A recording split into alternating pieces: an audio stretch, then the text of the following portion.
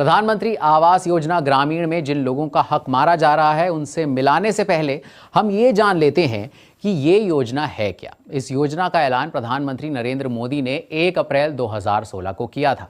इस योजना के तहत सरकार बीपीएल यानी गरीबी रेखा से नीचे आने वाले परिवारों को घर बनाने के लिए पैसे देती है। योजना के लाभार्थियों को 40-40 हज़ार की 3 किश्तों में कुल 1,20,000 रुपए दिए जाते हैं। सरकार ने गरीबों के लिए 21 मार्च 2019 तक 1 करोड़ घर बनाने का लक्ष्य रखा था।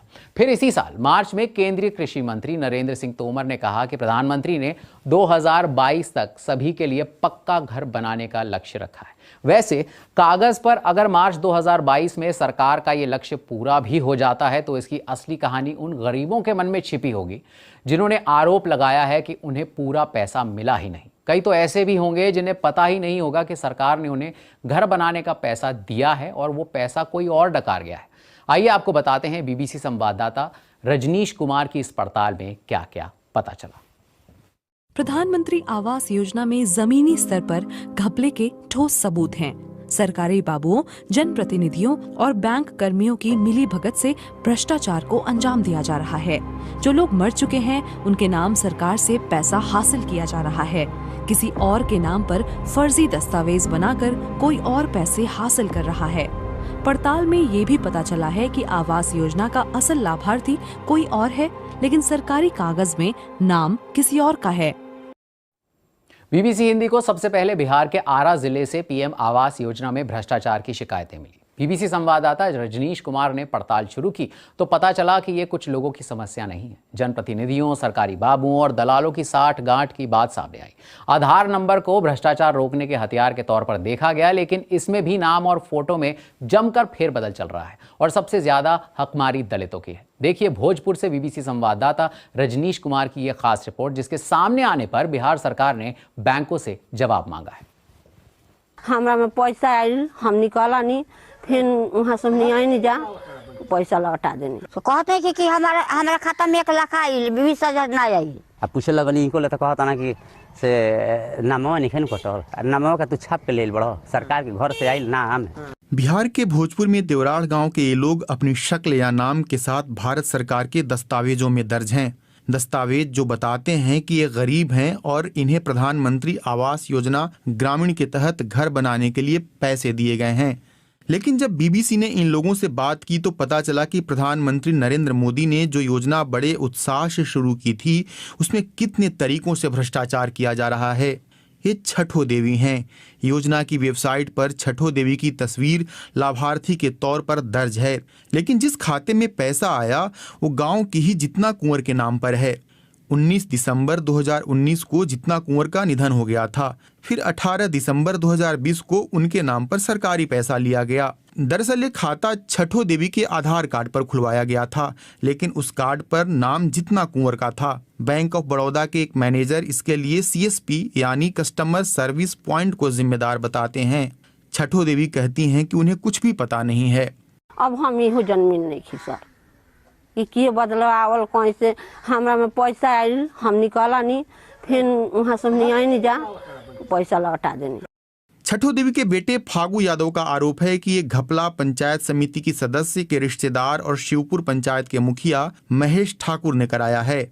महेश ने सवाल पूछने पर दिलचस्प जवाब दिया। वो बोले, मैं लीवर कैंसर से पीड़ित हूँ, साल भर से ज्यादा जिंदा नहीं रहूंगा। आप ये दिखाएंगे तो चुनाव जीतने में दिक्कत होगी, एक बार और चुनाव जीत जाने दीजिए। ये अशोक चौधरी हैं। हमारी पड़ताल के दौरान ये खुद हमारे पास आए और बताया कि इनके बेटे गुड्डू बिंद के नाम पर घर का पूरा पैसा जारी हुआ, लेकिन इन्हें फूटी कौड़ी नहीं मिला। ये बैठे जी जाता हम हमने लगे आया होता है बराबर। हाँ ये लेन देन कर हमने ले पैसा ले जा तब के करा के दे सब हमने के का जानता जा तेरी कह कि वीडियो के देहम त हिका के देहम त हुका के देहम कौन तो वो से हमें मतलब नहीं है, वो सब लोग ले पड़े। वेबसाइट पर दर्ज जानकारी में बैंक की ब्रांच, लाभार्थी के नाम और आधार कार्ड समेत कई घालमेल हैं। वेबसाइट पर अपलोड पुराने घर की तस्वीरों में तो गुड्डू बिंद दिख रहे हैं, लेकिन बने हुए नए घर के आगे गांव के ही लल्लन यादव हैं। जब हमने लल्लन यादव से पूछा कि क्या उन्हें गुड्डू बिंद का घर मिला है तो गुस्से में बोले, हम आपको क्यों बताएं, हमसे बहस मत करो। कुछ मामले ऐसे भी हैं जिनमें लोगों को सरकार की ओर से आया सारा पैसा नहीं मिला। लोगों ने बताया कि 20,000 कथित तौर पर मुखिया, पंचायत समिति और बीडीओ मिलकर खा रहे हैं। तो कहते हैं कि हमारा खाता में 1 लाख आई 20,000 ना आई। तो 20,000 के ले ला? अब कहते ऊपर से कट गल तब हम केकरा का कहीं रहो कहीं। अब हम दे ही नहीं की तो केकरा का कह दे। ये सबूत दिखाने पर भोजपुर के डीडीसी हरि नारायण पासवान कहते हैं कि व्यापक पैमाने पर भ्रष्टाचार हुआ है। मैं वीडियो से बात करूंगा और उनसे रिपोर्ट लेकर कार्रवाई करूंगा जो दोषी है। संज्ञान में आ गई बात तो कल मैं टीम बनाकर चेक करा लूंगा, कुछ जगह हम अपने भी देख लूंगा। इस पड़ताल के दौरान जब मैंने पंचायती राज मंत्री सम्राट चौधरी से सवाल किए तो उन्होंने कहा कि ये ग्रामीण विकास विभाग का मामला है। बिहार के ग्रामीण विकास विभाग मंत्री श्रवण कुमार से हमारा संपर्क नहीं हो पाया, लेकिन रिपोर्ट सामने आने के बाद विभाग के प्रधान सचिव अरविंद चौधरी ने जांच के आदेश दिए हैं और बैंकों को चिट्ठी लिखकर जवाब मांगा है कि फर्जी दस्तावेजों पर खाते कैसे खोले गए। आवास योजना में घोटाले के आरोपों की पड़ताल करने वाले बीबीसी संवाददाता रजनीश कुमार इस समय हमारे साथ स्टूडियो में मौजूद हैं। रजनीश, सबसे पहले तो ये बताइए कि भ्रष्टाचार की शिकायतें आपको कहां से मिली? विदित, कई बार ऐसा होता है कि खबरें खुद चलकर पहुंचकर खुद ही आती हैं। मेरे साथ भी ऐसा ही हुआ। मैं बिहार में किसी आरा के एक व्यक्ति थे, उनसे बात कर रहा था।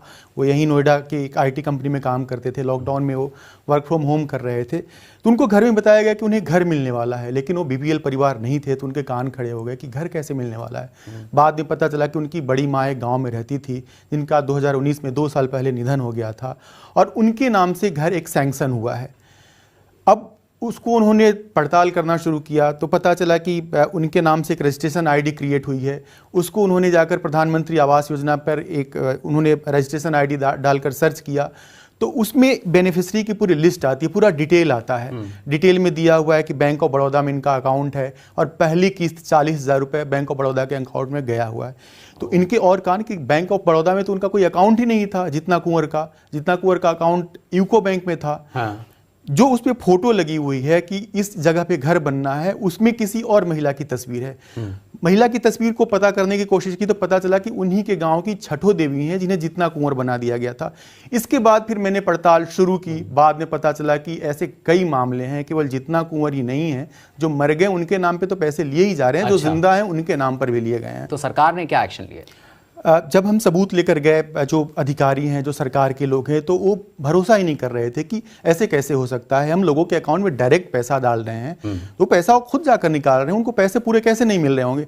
लेकिन जब हमने सबूत दिखाया, बताया कि कैसे फर्जी दस्तावेज पर अकाउंट खोले गए हैं, तब उनके कान खड़े हो गए। फिर उन्होंने जाँच शुरू की और आज ही जो बिहार के ग्रामीण विकास के जो प्रधान सचिव हैं अरविंद कुमार चौधरी, उन्होंने एक पत्र जारी किया और बैंकों को भेजा है कि फर्जी दस्तावेज पर बिना KYC के अकाउंट कैसे खोले गए, इसका हमें जवाब दीजिए और इसकी जांच की जाए।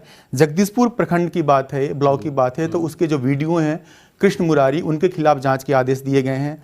मुखिया महेश ठाकुर हैं, उनके खिलाफ जाँच के आदेश दिए गए हैं और पंचायत समिति और प्लस लेखपाल के खिलाफ भी जांच के आदेश दिए गए हैं। सरकार ने कई स्तरों पर, बिहार सरकार ने जांच के आदेश दे दिए हैं इस मामले में। वैसे बड़ी ताज्जुब की बात है कि एक आधार नंबर पर किस तरह से 2-2 बार लोन जारी कर दिया गया बैंक की तरफ से, तो बैंक भी इसमें कहीं ना कहीं शामिल है। रजनीश, बिल्कुल, वो आधार नंबर आपका है, तस्वीर मेरी है, नाम किसी और का है, मोबाइल नंबर किसी और का दिया है, पैसा कहीं और जा रहा है। तो पड़ताल के बाद आपके आकलन के मुताबिक आपको सबसे कमज़ोर कड़ी क्या लगी इस पूरे भ्रष्टाचार के मामले में? सबसे कमज़ोर कड़ी ये है कि बैंक जो अकाउंट खोल रहे हैं, बिना KYC के अकाउंट खोल रहे हैं।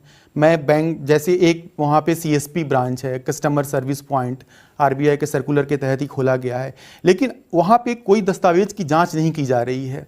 लोग किसी का भी आधार कार्ड दे रहे हैं, उन्हें पता है कि इसके नाम से फ़ायदा उठाया जा सकता है और वो बैंक अकाउंट खोल दे रहे हैं और उसमें पैसे भी डाल दिए जा रहे हैं। और मतलब जो पैसे लेने जा रहे हैं उनको पैसे भी पूरे नहीं दिए जा रहे हैं। मतलब इसमें कई स्तरों पर मिली भगत है। बैंक कर्मी, सरकारी बाबू, जो जनप्रतिनिधि हैं, वो भी सब कोई एक जगह मिल के एक नेक्सस तैयार कर चुके हैं लोग। तो ये पूरा एक नेक्सस है जिसमें कि गरीब लोग उनका फ़ायदा उठाया जा रहा है, उन्हें शिकार बनाया जा रहा है और उन्हें आधे पैसे भी दिए जा रहे हैं और वो इस पर कोई आपत्ति दर्ज नहीं करा रही। उनकी मजबूरी है या मजबूरी है? कई लोग तो मानते हैं कि सरकार का पैसा मिल रहा है, हमें कोई मेहनत नहीं लग रही है, तो जो मिल रहा है वो ले लो। उन्हें लगता है कि अगर ये भी न लें तो हमें मिलेगा ही नहीं, इसलिए वो जो मुखिया जो कहता है या पंचायत समिति जो कहता है, जो वीडियो कहते हैं, वो उस चीज़ को स्वीकार कर लेते हैं।